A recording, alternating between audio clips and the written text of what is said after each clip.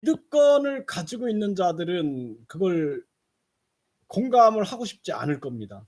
그래서 제가 아는 분이 한 분이 허경영의 그 3.3 정책을 자기가 다 읽어봤대요. 읽어봤는데 그런데 다 이해가 됐는데 수능 폐지가 이해 안 됐다 그러더라고요. 근데 그분이 굉장히 똑똑한 분인데 그 수능 폐지를 이해를 못 하더라고요.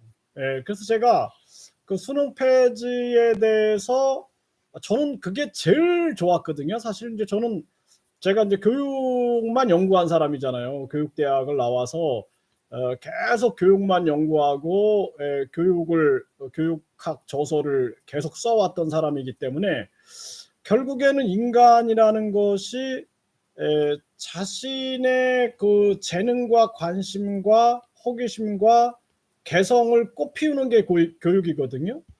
근데 그 학생들을 시험 수능이라는 시험을 가지고 똑같은 교육을 시키는 것은 그거는 학생들을 학대하는 거예요, 학대. 그건 교육이 아닙니다. 그래서 교육이라는 것은 우리 지금 여러분들도 마찬가지잖아요. 우리가 죽을 때 뭘 후회하겠어요, 죽을 때. '아 내가 하고 싶은 일을 하면서 살걸.' 이걸 후회할 거란 말이에요. 예. 그런데 내가 하고 싶은 일을 할 걸. 그런데 그게 유아기로 돌아간다라면은 그때 부모가 유아기 때 재능을 발견해 주는 거거든요. 재능과 개성과 호기심과 관심 요걸 발견해 줘 가지고 그 아이가 예를 들어서 요리에 관심을 갖는다. 그러면 요리로 꽃을 피우게 만들어 주는 거예요. 그러면 그 아이는 세계적인 요리사가 될 수가 있거든요, 세계적인 요리사가.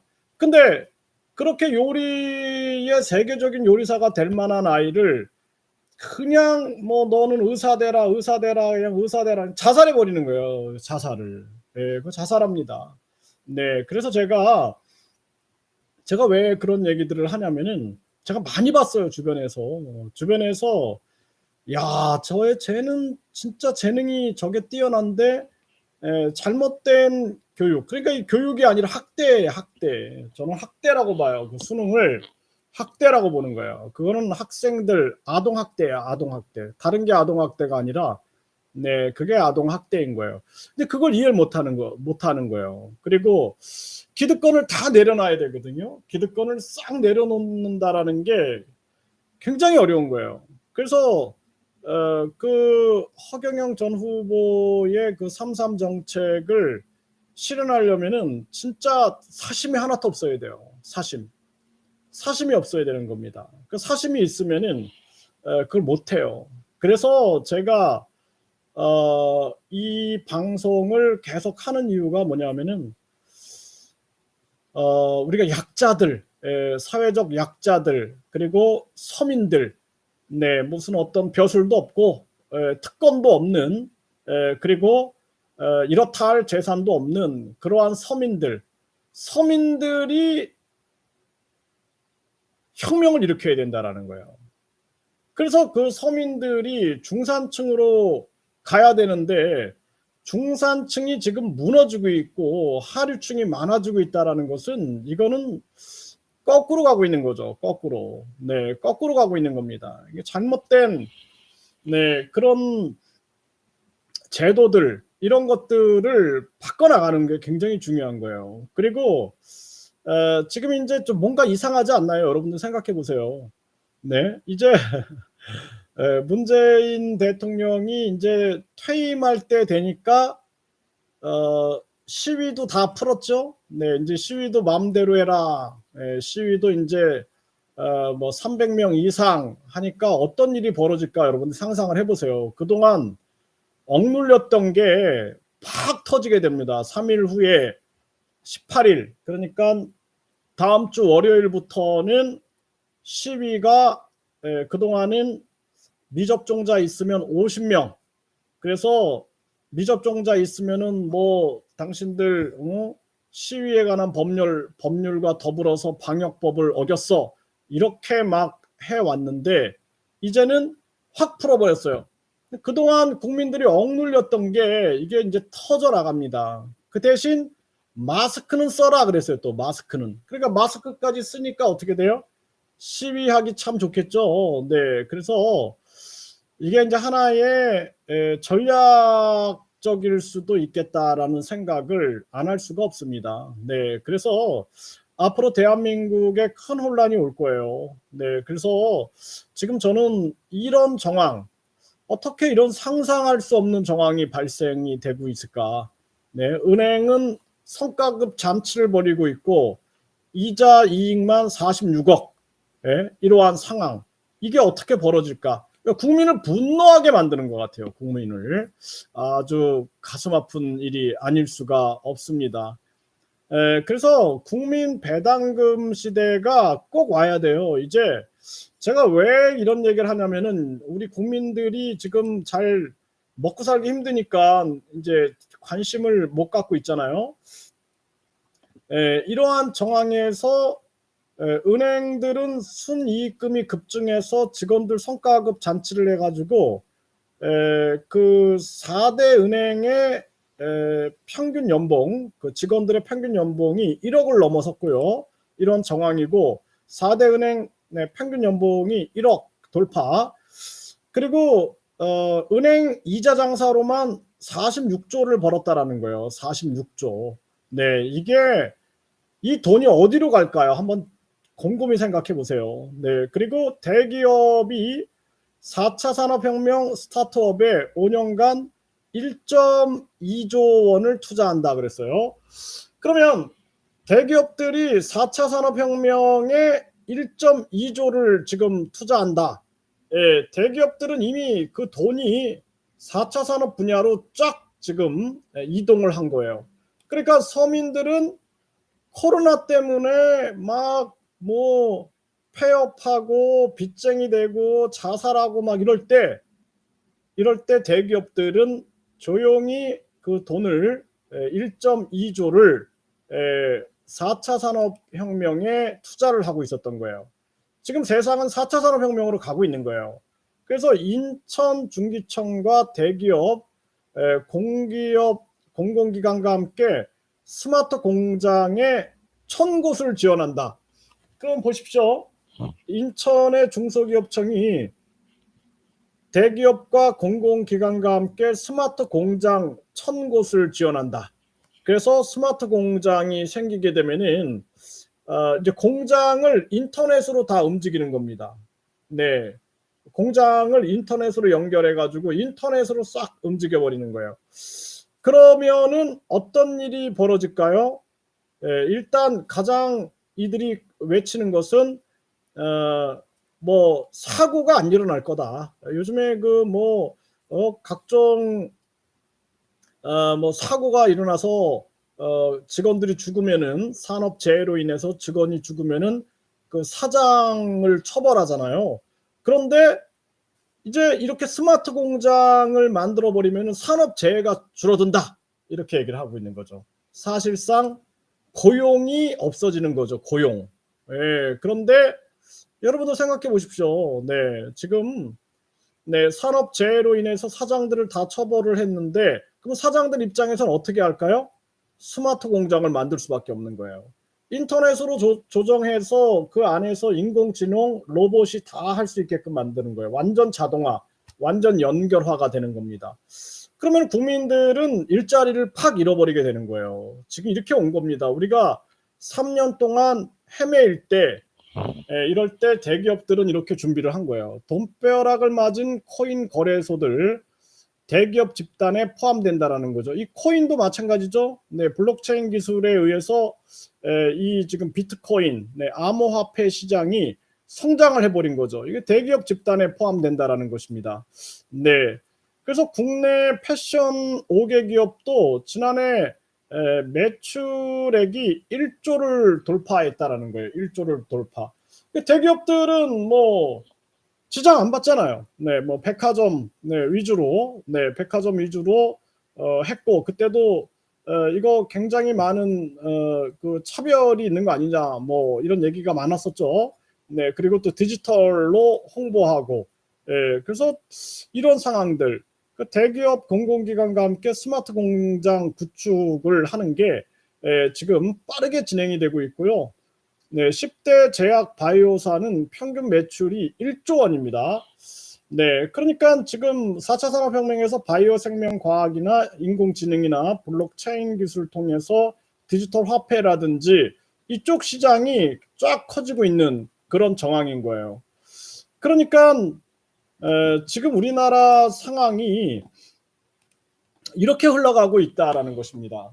그래서 국민 배당금이 필요하다라고 끊임없이 얘기를 한 거예요. 그래서 국민 배당금, 국민주, 네, 국민주, 국민권익금 시대가 열려야 된다. 그렇지 않으면은 이 나라에 큰 지금도 서민들 죽어가죠. 여러분들 보세요. 은행은 성과급 잔치를 벌리고 있어. 46조를 벌었어. 그렇기 때문에 여러분들 직원들의 평균 연봉이 4대 은행의 직원들 평균 연봉이 1억을 넘었어요. 1억. 임원들이 아니에요. 직원들이에요.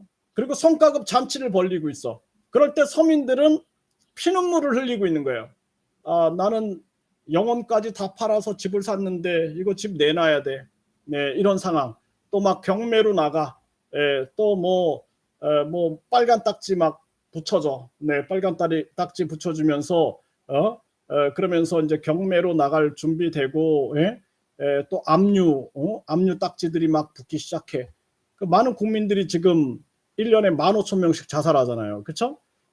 자살하고 있어. 또 우리나라는 외국인 투표권을 허락해가지고 중국인들이 막 투표를 하고 있어. 중국 입장에서는 저 한국 저 역사 공정하고 문화 공정에서 먹어야 되는데 잘 돌아가고 있구나.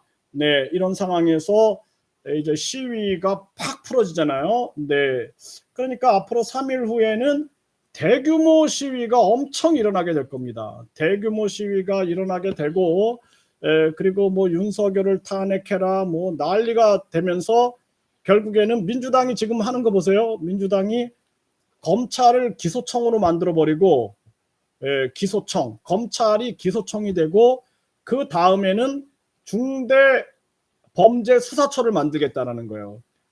중대범죄수사처, 그 다음에 미국식 FBI를 만들겠다. 미국식 FBI, 그 다음에 중대범죄수사청을 만들겠다.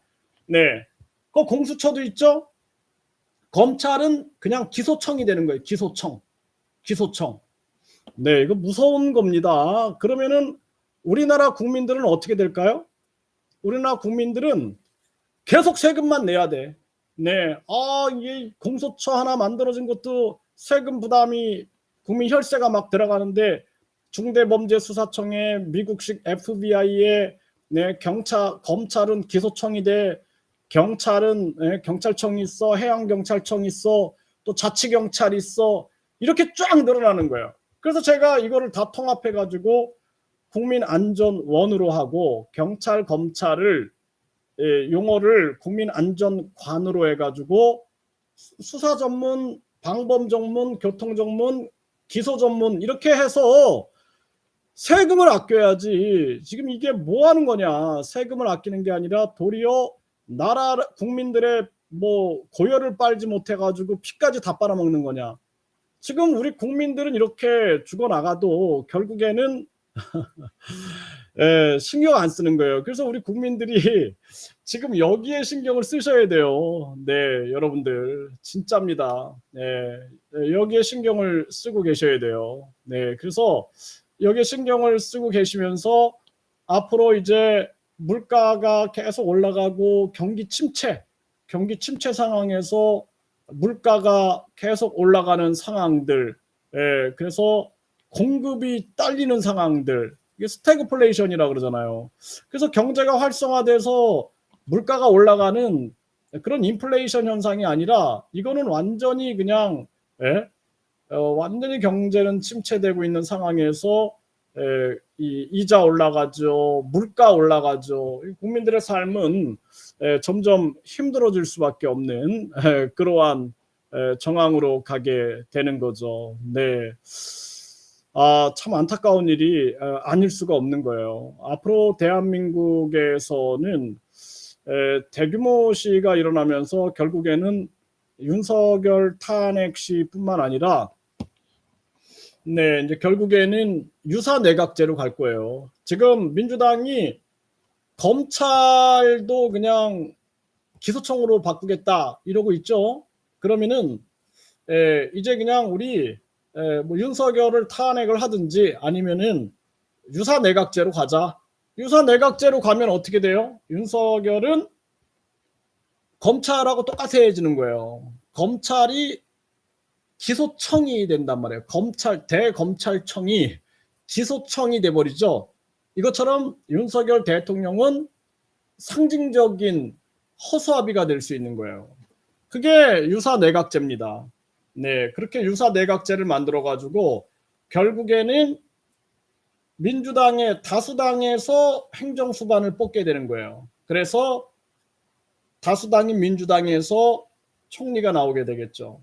네, 그리고 우리나라는 중국의 공작, 북한의 공작 속에서 대혼란 속으로 갈 수밖에 없는 정황으로 간다. 이게 제가 계속 그동안 몇 달 동안 얘기해 왔던 거죠. 네, 이 몇 달 동안 얘기해 왔던 것이 현실로 이루어질 겁니다. 저는 예언을 하는 사람은 아니에요. 저는 예측을 하는 사람이에요. 예측. 그래서 예언과 예측의 차이는 예측은 근거를 가지고 얘기를 하는 거예요. 저는 계속된 근거를 가지고 제가 얘기하잖아요. 계속된 근거. 네, 그래서 결국에는 대한민국이 유사 내각제로 간다.